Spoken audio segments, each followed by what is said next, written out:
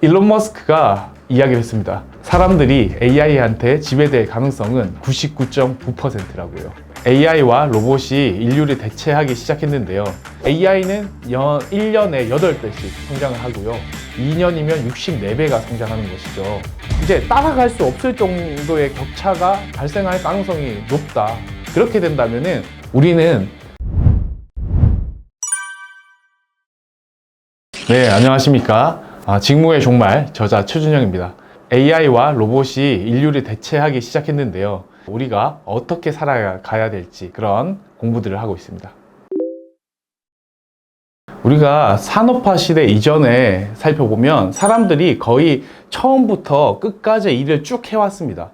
농사를 짓는다라고 하면 경작을 하고 알곡을 걷어들이고 그 다음에 실제로 그것을 요리까지 하고 이런 것들이 사실 다 사람이 해야 됐었던 일이죠. 근데 산업화 시대가 시작되면서 이제 기계가 할 수 있는 일들은 기계한테 시키고 사람이 할 수 있는 일은 사람한테 시키는데 기계가 할 수 있는 역할에 맞춰서 사람들을 틈 사이로 집어넣었다. 이렇게 보시면 되겠습니다. 이걸로 인해서 사실 사람들이 직접 육체 노동을 하는 강도들이 굉장히 줄었고 단순 반복 작업들도 상당히 줄었다라고 할 수 있겠지만 큰 틀에서 보자면은 사람들의 노동이 굉장히 분절되었다 이렇게 이야기할 수 있겠죠. 이제 AI 로봇 시대에는 이러한 모습들이 해체된다 라고 말씀드리는 건데 기계는 자꾸 사람의 육체적 노동을 대체하고 있지만 또 AI 같은 경우에는 우리의 인지적 능력을 대체하고 있는 상황이다 라고 보시면 되겠고 AI가 하는 영역이 한정되어 있지가 않잖아요. 우리 인지적 능력 그 전반에 대해서 인류를 대체할 가능성들이 높기 때문에 이러한 위험성들이 제기되고 있다 이렇게 보시면 되겠습니다.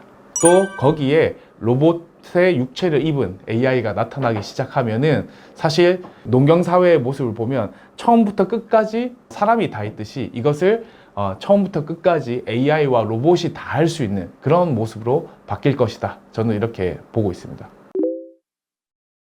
AI와 로봇이 사람의 노동들을 결국은 대체하게 될 것이고 이런 과정 속에서 사람들은 결국은 지시하는 존재로 남지 않을까. 그래서 제 책에서는 가장 좋은 시나리오로 봤을 때 인류는 로마 귀족과 같을 것이다 라고 이야기를 했습니다.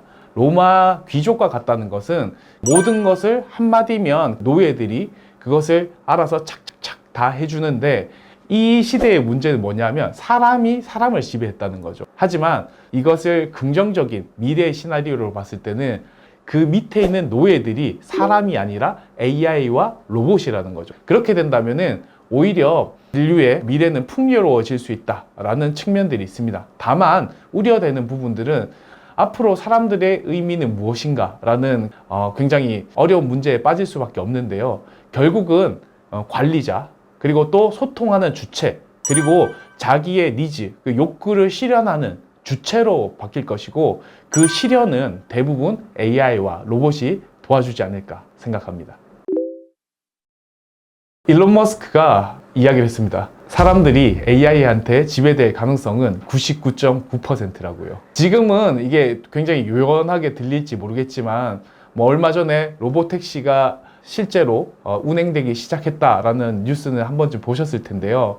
이게 실제로 로봇 택시가 아니라 인류와 유사한 몸을 가진 휴머노이드 로봇이다 라고 생각한다면은 AI가 사람을 지배할 가능성들도 없지 않다. 과거에 우리가 로봇이나 AI가 절대로 인류를 지배할 수 없다라고 주장한 근거는 그겁니다. 전원 버튼을 사람들이 끌 수 있지 않냐. 근데 육체를 입은 로봇, 육체를 입은 AI가 그것을 가만히 둘까라고 생각해보면 굉장히 복잡하죠.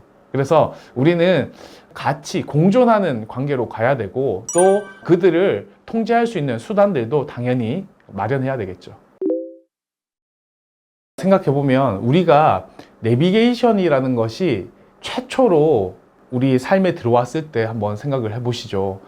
우리 택시 기사 분들이나 우리 부모님들이 내비게이션을 100% 신뢰했냐라고 물어본다면은 거의 신뢰하지 않았어요. 내가 늘 다니던 길은 오히려 내비게이션 말을 들으면 시간이 더 걸린다 이런 생각을 많이 하셨거든요. 근데 지금은 어떻습니까? 내비게이션이 알려주는 길대로 가지 않으면 저 사람 왜 저러지? 라는 생각을 하고, 우리가 택시 탈 때도 내비게이션이 알려주는 빠른 경로로 가는지 체크를 하지 않습니까? 이런 경우들을 본다면은 시간의 문제지, 결국 이 시간이 흐르다 보면 더 신뢰하게 될 수밖에 없다. 저는 이렇게 확신하고요. 신뢰하지 못하는 하나의 큰 원인은 판단을 내리는 과정 자체를 우리에게 다 공개하지 않는다는 겁니다. 대안으로 설명 가능한 AI를 만들고 있는데, AI가 환각현상을 가지고 있지 않습니까?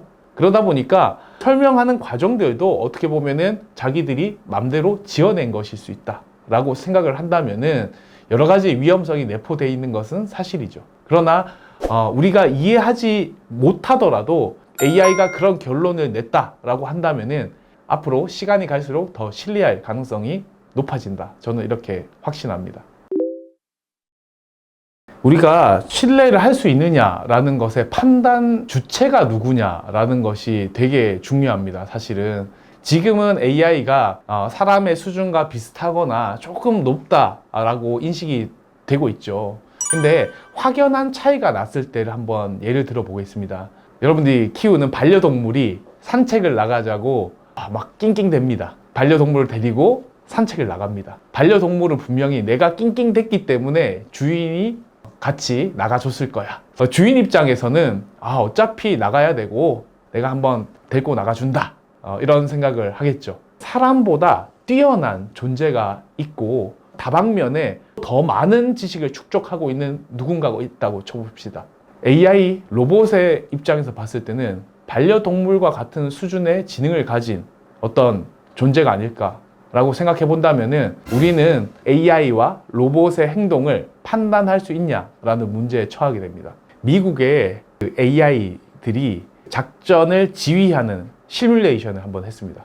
AI가 움직이는 드론과 미군이 직접 조종하는 드론 팀을 만들어서 같이 작전을 수행하도록 진행을 했습니다. 그 AI가 봤을 때 사람들이 어느 수준이냐, 게임을 해보시면 아시겠지만 저 친구 없으면 우리가 이길 것 같은데, 이런 생각이 드는 친구들도 있죠.